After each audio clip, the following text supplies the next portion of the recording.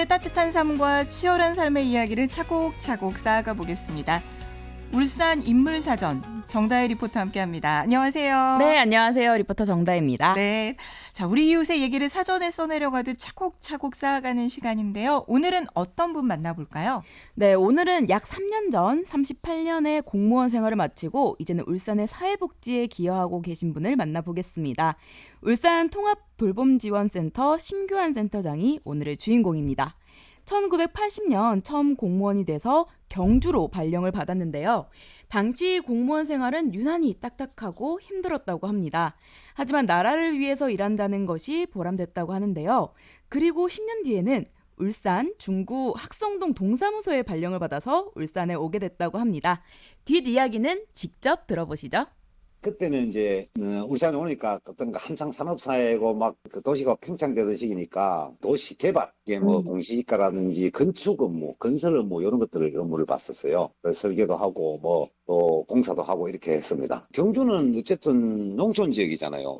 본다라면 관광도시고 농촌 지역이니까 농사를 주 업무로 하는 그런 거였었고, 여기 울산은 공업도시니까 경주에서 하는 일과 여기서 하는 게 다 달라서 처음에 보면 뭐 야간 근무부터 시작해갖고 뭐 그다음에 또 뭐 당시 뭐 태풍 같은 거 오고 이래가지고 태풍 매미 때도 참 학성동 이런데 물난리가 나가지고 난리가 났었죠. 그때 이제 그런 책임자를 하고 있었어요. 그러다 보니까 이제 그 자연스럽게 주민들이 피해를 입는 걸 안 되니까 뭐 밤새도록 또 근무를 하고 뭐 21년도에 퇴직을 했어요. 이게 공무원으로서 주민들한테 혜택을 준다, 아니면은 뭐 보상을 준다, 아니면은 뭐 편익을 준다 이렇게 하는 것도 있지만 저도 정말로 많이 배웠어요. 공무원하면서 많은 사람들과 만나서 이야기하고 이러면서 너무 많이 배웠고, 그러면서 나도 이제 한 단계 한 단계 발전해갖고. 네. 확실히 공무원 출신이라 그러신지요? 네. 그 말투에서 굉장히 공무원 분위기가 느껴지는데요. 약 40년을 하셨으니까요. 그러니까요. 네. 근데 이제 또 그런 경험들을 통해 배운 점도 많다고 하셨는데 참 멋진 분이라는 생각이 듭니다. 네, 맞습니다. 심규환 센터장은 이제는 주민센터라고 불리는 동사무소, 이 동사무소 근무를 지나서 구청 근무, 시청 근무를 통해서 울산 시민분들을 위해서 수고를 해주셨는데요. 그 중에서도 특히 관심 분야가 있었습니다. 제가 이 분야에 관심이 있어서 일하고 싶습니다 라고 나서서 근무한 분야가 있는데요. 바로 문화예술 분야와 이 분야입니다. 같이 들어보시죠.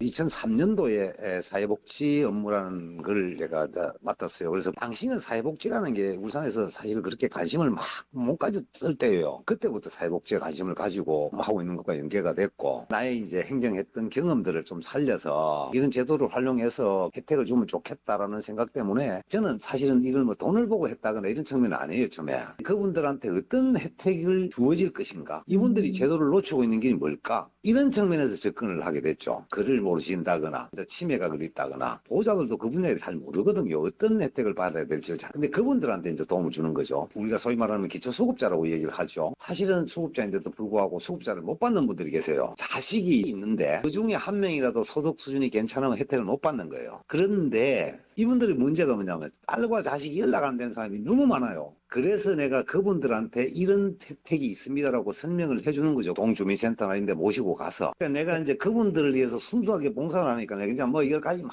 들어가잖아요. 물품도 들어갈 수 있고, 내가 기름값도 들어갈 수 있고, 다 들어갈 수 있잖아요. 그러면 내가 이걸 좀 체계적으로 좀 해야 되겠다. 그래서 울산 통합돌봄지원센터를 만든 거죠. 네. 이 사회복지 관련 분야 공직 생활을 오래 하셔서 네. 이와 관련된 도움 필요한 분들에게 많은 정보를 또 제공할 수 있겠네요. 네, 맞습니다. 그래서 퇴직 전에도 개인적으로 도움이 필요한 분들에게 정보를 제공했다고 합니다. 그리고 퇴직 후에는 봉사활동 시간을 늘려서 어르신들을 찾아뵀다고 하는데요. 봉사활동을 하면서 더욱더 지금 하는 일에 대한 필요성을 느끼고 내가 아는 것들, 할 수 있는 것들을 어르신들을 위해서 해야겠다 라고 생각을 했다고 합니다. 그래서 지금은 이런 일들을 하고 있습니다. 같이 들어보시죠.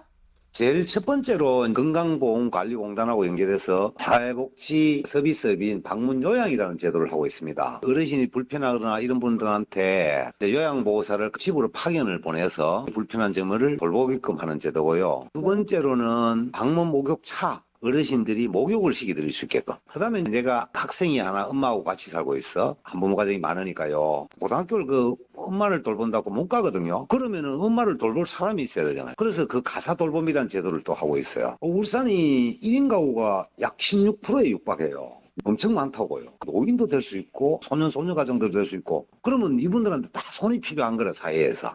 어르신들이 가장 중요한 게 식사예요, 식사. 밥을 안 먹으면은 이게 영양분이 하나도 없잖아요. 그래서 이분 식사를 제공한다거나 도시락 배달 사업도 하거든요. 또 하나는 병원에 갈 때 있지 않습니까? 누가 태워갈 사람이 없잖아요. 뭐 장애 부르미 같은 경우는 안 되는 분이 많단 말이에요. 장애 부르미를 갖다가. 그러면 그분들 병원에 누가 데리고 가요? 우리가 다 데리고 간단 말이에요. 근데 집에 와서 목욕하려고 하면 너무 추워. 이 개인위생이라는 게 너무 중요하거든요. 목욕도 해드리고 씻겨드리고 뭐 이런 거죠. 갖다가 뭐 그 상한 걸 했다 이런 게 그걸 하진 않습니다. 네, 사실 그 가장 기본적인 일들이 어찌 보면 가장 우리 삶에서 필요한 것들인데 네. 그런 것들을 다 이렇게 또 챙겨주고 계시네요. 네, 맞습니다. 그래서 그런 중요한 것들을 심규환 센터장 역시 계속해서 느끼고 있습니다. 이게 특히 작년에 겪었던 일 때문에 더욱더 어르신들에게 관심을 가지고 내 일에 책임감을 느껴야겠다라고 다짐을 했다고 하는데요. 작년에 한 어르신의 몸에서 팔이 유충, 살아계신 어르신들의 몸에서 구더기가 나왔다고 네. 합니다. 같이 들어보시죠. 작년 2023년도 10월 달입니다. 할아버지입니다. 혼자 살고. 돌아가신 분만 몸에서 벌레라도 이게 나오는 줄 알았는데 살아있는 분도 나오더라고요. 근데 뭐냐 하체를 보니까 밑에 바지를 벗겨보고 다 하니까 참 이게 보통이 아니더라고요. 그래서 고민도 많이 되고 이렇게 했던 게 가장 기억이 남습니다. 나는 돌아가신 분만 나는 그렇게 되는 줄 알았지 살아있는 분이 나는 그렇게 되는 건 처음 봤거든요. 저희들이 이제 누구 한 사람의 의뢰가 들어와서 가니까 그런 상태라서 병원으로 후송하게 되고 119를 불러가지고 하게 되고 병원에 입원시켜가지고 요양 보내서 지금 건강하게 좀 잘 있습니다. 당신한테 내가 왜 케어를 받아야 되냐고 묻는다라면은 저는 다른 데 가셔도 되고 다른 좋다. 대신 내가 만약에 한두 달만 해보시고 제가 만약에 하는 게 마음에 안 든다라면은 저는 다른 데로 갔다 좋다고 내가 분명히 드립니다. 그래서 저희들은 마음가짐이 아침에 회의를 하면서도 꼭 어르신이 어떤 걸 들어주더라. 첫 번째 들어주고 두 번째 이분에게 음식만 잘 챙기더라. 그래야만이 건강해진다. 그 다음에 개인위생 세 번째 개인위생 챙기라. 요거는 제가 꼭 아무래도 그 세 가지는 제가 챙깁니다. 네, 정말 그 복지 사각지대가 발생하지 않게끔 애를 쓰시는 것 같아요. 그러니까 요약하자면 경청하기, 식사 꼭 챙기기, 위생 철저히 하기 뭐 이런 것들인데 사소하지만 사실 이제 혼자 계신 분들 어르신들께는 이게 어렵잖아요. 꼭 필요한 세 가지가 아닐까 싶네요. 네, 맞습니다. 이 세 가지만 잘 지켜도 어르신들이 더 건강하게 생활하실 수 있기도 합니다. 38년간의 공무원 생활을 하시면서 복지에 대해서 중요함을 느꼈습니다. 그리고 퇴직 후에는 봉사활동을 하면서 더 중요하다고 생각을 했고요. 본격적으로 창업을 하면서 더 체감하고 있다고 합니다. 그래서 더 전문성을 가지기 위해서 실무는 물론이고요. 아내분과 함께 꾸준히 사회복지 공부를 하면서 자격증도 취득을 하셨고 따님과 사회분까지 복지에 관심을 가지고 있다고 합니다. 그래도 가장 중요한 것은 더 많은 것을 해내는 것보다 내가 잘할 수 있는 것 그리고 기본에 충실한 것이라고 하는데요. 마지막으로 앞으로의 최종 목표도 들어봤습니다. 같이 들어보시죠. 어르신들은 우리만 케어하는 게 아니잖아요. 복지관도 있고 요양병원도 있고 굳이 내가 다 할 이유는 없잖아요. 그분들하고 MOH에서 그분들한테 보내면 될 거고 뭐 예를 들면 치과 의사가 있다라면은 그 치과 의사 잘하는 데 같으면 또 그분하고도 MOH에서 우리 어르신들을 좀 보살피는데 우리하고 MOH에서 이거 좀 하자라든지 이렇게 하면 되거든요. 사회는 네트워크로 구성되지 지가 다 한다고 저는 된다고 생각하지 않습니다. 그분의 전공은 전공을 살려주고 나는 나의 전공을 살리고 이렇게 어르신들이 좀 더 서비스를 제공받을 때 안전한 서비스, 또 최고의 서비스를 받을 수 있지 않겠나 이런 생각입니다. 지금 간병비가 없어서 뭐 가정이 파산되고 사람을 퇴원시키고 막 이렇게 하고 있거든요. 이런 국가나 제도적인 뒷받침이 따라가 준다면 그거를 갖다가 현장에서 실천할 수 있는 사람이 있어야 되거든요. 그 현장에서 실천할 수 있는 그런 사람으로 남고 싶습니다. 제가 힘이 닿는 데까지. 그러려면은 현장에서 서비스를 제공하면은 종합적으로 서비스가 제공돼야 된다. 이런 생각으로 해야 되니까 많은 분들하고 네트워크도 구축하고 이분들한테 좀 도움도 받고 도움도 주기도 하고 하는 게 제가 목표입니다. 누락되지 않는 사람, 방치가 돼 있으면 안 되잖아요. 그 방치라는 거는 관심이지 않습니까? 그래서 그렇게만 좀 해주신다면은 저는 만족합니다. 네, 욕심내지 않고 각자의 자리에서 본인이 가장 잘할 수 있는 역할을 잘 해내는 것이 도움이 필요한 분들을 위한 것이다. 그리고 좋은 지원과 제도보다 누락되는 분들이 없어야 한다. 또 작은 관심이 어려운 분들을 도울 수 있는 가장 기본적인 것이다 라는 말이 저에게는 가장 크게 와닿았습니다. 네, 오늘 울산 인물사전, 울산의 돌봄이 필요한 분들을 위해 묵묵히 본인의 일을 해내고 있는 심규환 센터장 만나봤고요.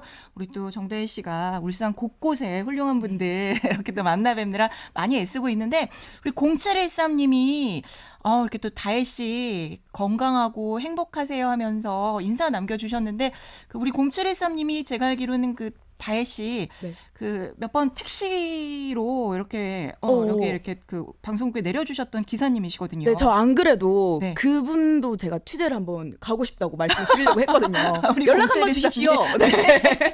아니 또 우리 0713님 마침 오늘 생일이시래요. 생일 정말 축하드립니다. 네, 우리 0713님 울산 인물사전에서 조만간 또 뵙는 네. 게 아닌가. 네, 연락 싶네요. 한번 꼭 주십시오. 네, 자 대혜 씨 오늘 잘 또 이렇게 좋은 분 소개해 주셔서 감사드리고요. 다음 시간에 함께 할게요. 고맙습니다. 네, 감사합니다. 존 바이즈의 음악 전해